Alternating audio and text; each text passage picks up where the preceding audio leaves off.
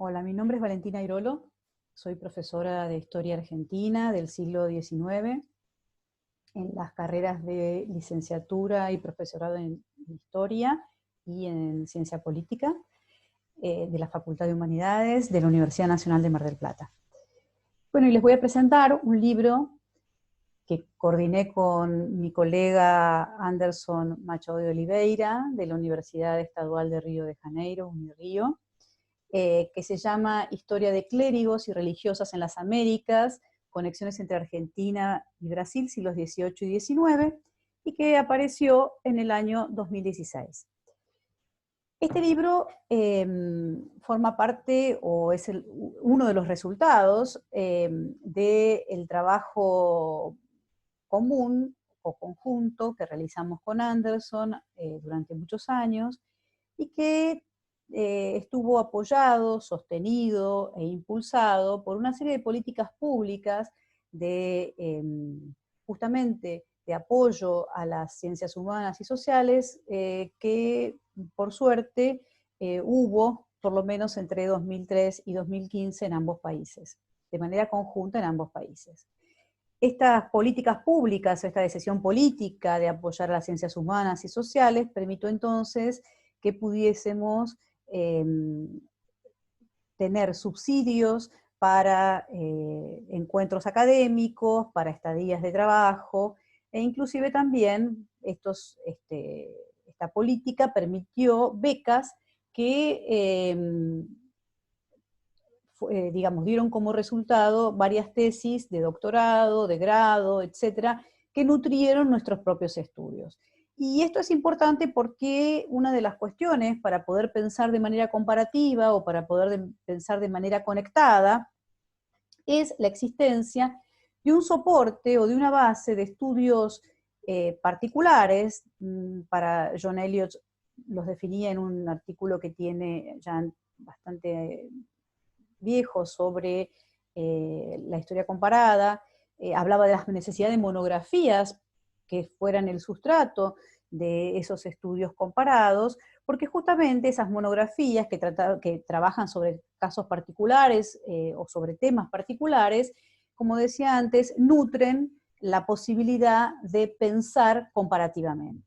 Entonces, justamente estas políticas lo que hicieron fue alimentar ese tipo de trabajos que dieron más solidez y madurez académica, mejorando notablemente la calidad de los trabajos historiográficos, tanto en el ámbito argentino como en el ámbito brasilero. Así que este libro, en realidad,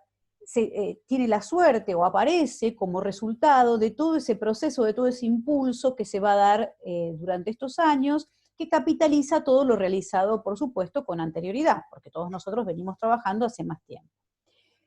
Pensar los procesos de forma comparada o de forma conectada implica además pensar preguntas que superen o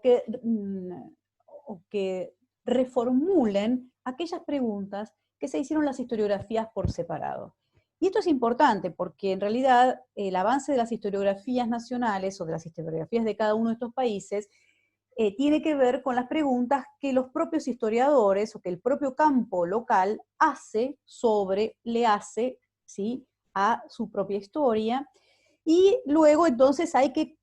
coordinar esas respuestas en nuevas preguntas. Esas nuevas preguntas entonces de alguna manera van a generar la posibilidad de pensar comparativamente a partir de algunas variables que aparecen, ¿sí?, con reiteración, pero entonces esas variables que aparecen y que uno va definiendo en las nuevas preguntas de estudios comparativos nos permiten entonces generar una suerte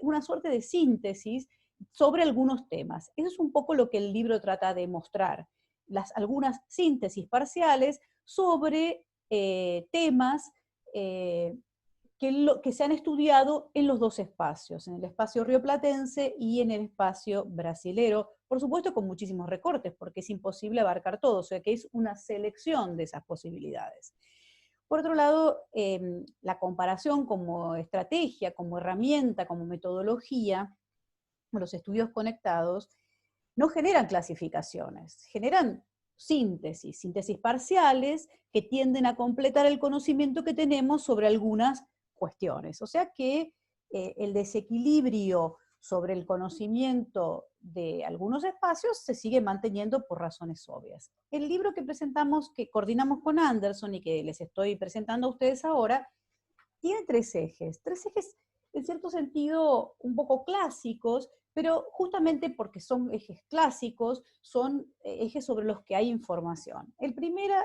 una primera parte del libro que está dedicada a la historia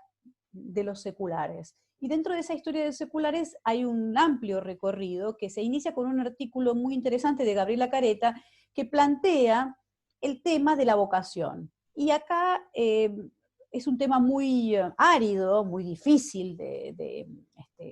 responder, el de la vocación clerical, pero ella lo resuelve de una manera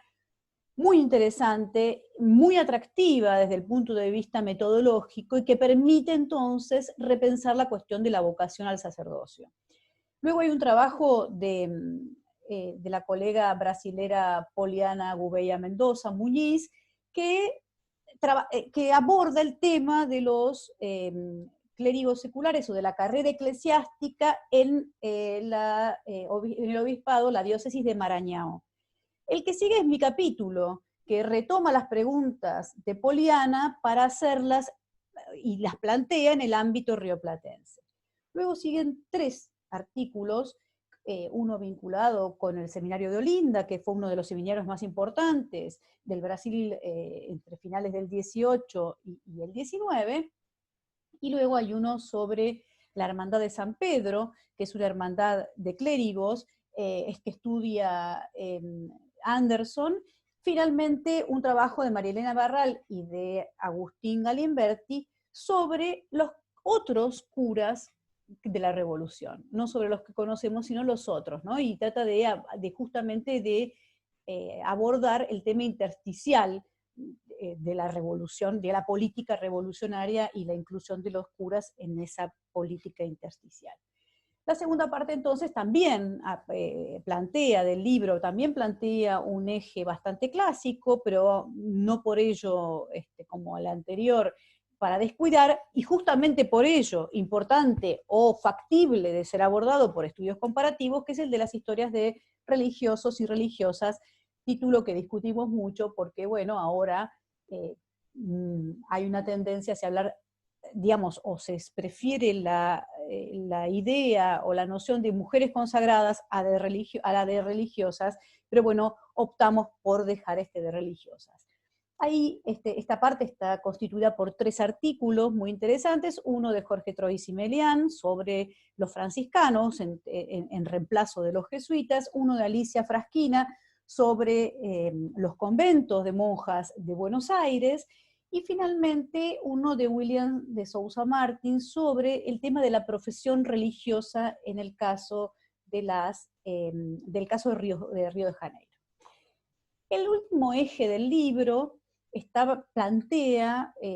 la relación clero con el ultramontanismo, digamos, la posición del clero frente al desafío que va a generar el proceso de construcción y consolidación de los estados y el Vaticano, luego la Santa Sede para hablar mejor, con más propiedad, como corresponde. Esta última parte está constituida por dos trabajos, uno de Ignacio Martínez y otro de Ítalo Santirocchi, que abordan justamente, uno para el caso argentino y el otro para el caso brasilero, esta cuestión del ultramontanismo, quiere decir la posición, cómo se va a posicionar el clero respecto del Estado Nacional, de las autoridades del Estado Nacional y respecto de la Santa Sede. Como les decía, es un libro que intenta desde lo metodológico proponer una reflexión comparada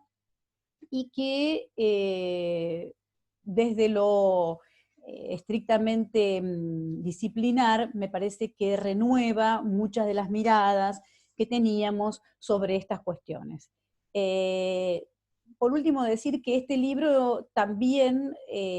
continúa, o de cierta manera continúa, un libro que fue 10 años, que salió 10 años antes, que coordiné yo, que compilé yo, y que se llama Estudios sobre Clero Iberoamericano entre la Independencia y el Estado-Nación, que es salió publicado por la universidad, por la editorial de la Universidad Nacional de Salta, y donde también yo había convocado en esa oportunidad a una serie de colegas argentinos, brasileros, y incluso ecuatorianos y otra chilena, para poder pensar este clero en el Cono Sur. Así que bueno, espero que les interese la lectura del libro y muchas gracias.